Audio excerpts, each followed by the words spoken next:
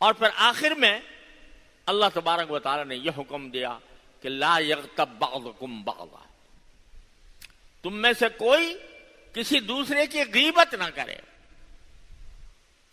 اور سارے گناہ بیان کرنے کے بعد آخر میں غیبت کا بیان فرمایا کہ کوئی کسی کی غیبت نہ کرے، اور اس کے لیے ایسے الفاظ استعمال فرمائے جو اور کسی گناہ کے لیے نہیں کیے، کہ ایحب احدکم ان یاکل لحم اخیہ میتا فکرہتموہ، کیا تم میں سے کوئی یہ چاہتا ہے کہ اپنے مردہ بھائی کا گوشت کھائے؟ کوئی چاہتا ہے؟ اول تو انسان کا گوشت، کوئی بھی وہ جو سلیم الفطرت انسان ہے وہ کبھی انسان کا گوشت کھانا پسند نہیں کرے گا. انسان بھی کون؟ اپنا بھائی، اس کا گوشت کھائے.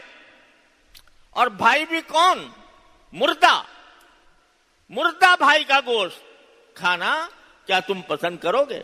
قرآن کہتا ہے فَكَرِهْتُمُوهُ، تم میں سے کوئی بھی ایسا نہیں ہے جو اس کو ناپسند نہ کرتا ہو کہ میں اپنے مردہ بھائی کا گوشت کھاؤں.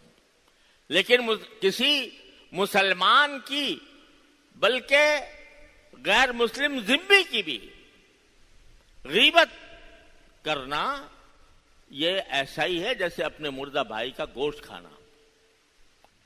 غیبت کیا ہوتی ہے؟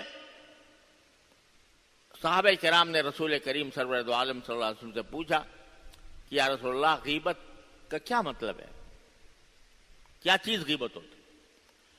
تو آپ نے جواب میں فرمایا کہ ذکرک اخاک بما یکرہ، تم اپنے کسی بھائی کا ذکر اس انداز میں کرو جو اس کو ناپسند ہو، ایسے انداز میں کرو جو اس کو ناپسند ہو. یعنی اگر اس کو پتہ چلے کہ میرا ذکر اس طرح کیا گیا تھا تو اس کو برا لگے، اس کی دل چکنی ہو. تو صحابی نے دوسرا سوال یہ کر لیا کہ یا رسول اللہ اگر میں اس کی کوئی ایسی برائی بیان کرتا ہوں جو واقعے کے مطابق ہے، باقی ہے اس کے اندر یہ برائی، تو کیا پھر بھی ناجائز؟ آپ نے فرمایا کہ اگر تم کسی کی ایسی برائی بیان کر رہے ہو جو واقعتاً اس کے اندر موجود ہے تب تو یہ غیبت ہے، غیبت کا گناہ ہے. اور اگر ایسی برائی بیان کر رہے ہو جو اس میں نہیں ہے تو اوپر ڈبل گناہ ہے، ایک غیبت کا، ایک بہتان کا. یعنی اگر آپ کسی کے اوپر ایسا الزام لگائیں جو غلط ہو، حقیقت میں اس کے اندر وہ بات موجود نہیں ہے، آپ نے الزام لگا دیا، اس کو کہتے ہیں بہتان. اور یہ بہتان لگانا بذات خود عظیم گناہ ہے، چاہے سامنے ہی بیٹھا ہو آدمی، لیکن بہتان اگر لگانا ہے تو حرام ہے. اور اگر اس کے پیٹھ پیچھے اس پر بہتان لگا رہے ہو تو ڈبل گناہ ہے، ایک غیبت کا، ایک بہتان کا. اور اگر بالفرض اس کے اندر وہ برائی موجود ہے جو تم بیان کر رہے ہو تب بھی اس کو وہ جائز نہیں.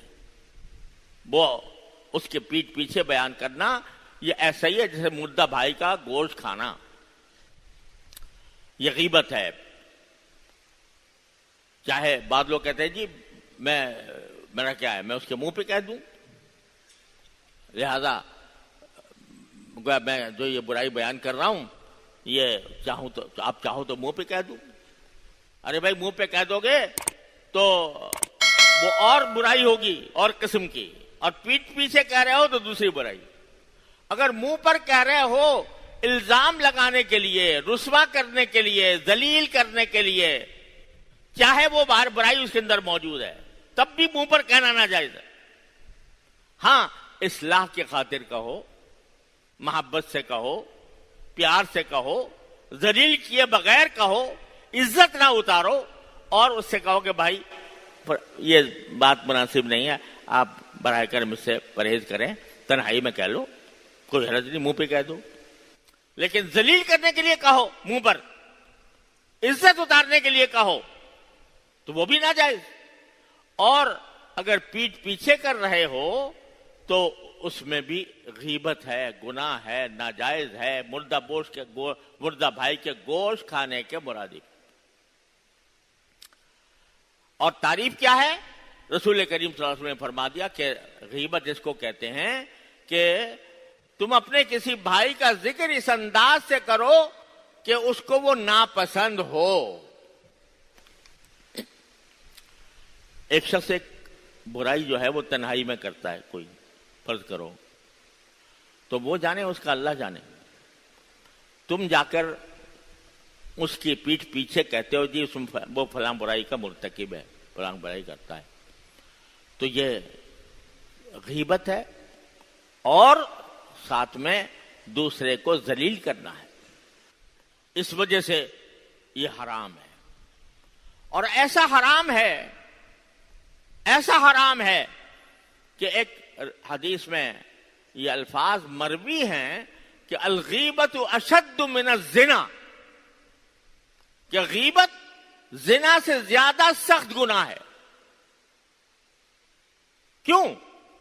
اس لیے کہ العیاذ باللہ اگر کوئی شخص زنا جیسی بدکاری کے اندر مبتلا ہو جائے تو وہ اللہ تعالیٰ کا اس نے حق پامال کیا،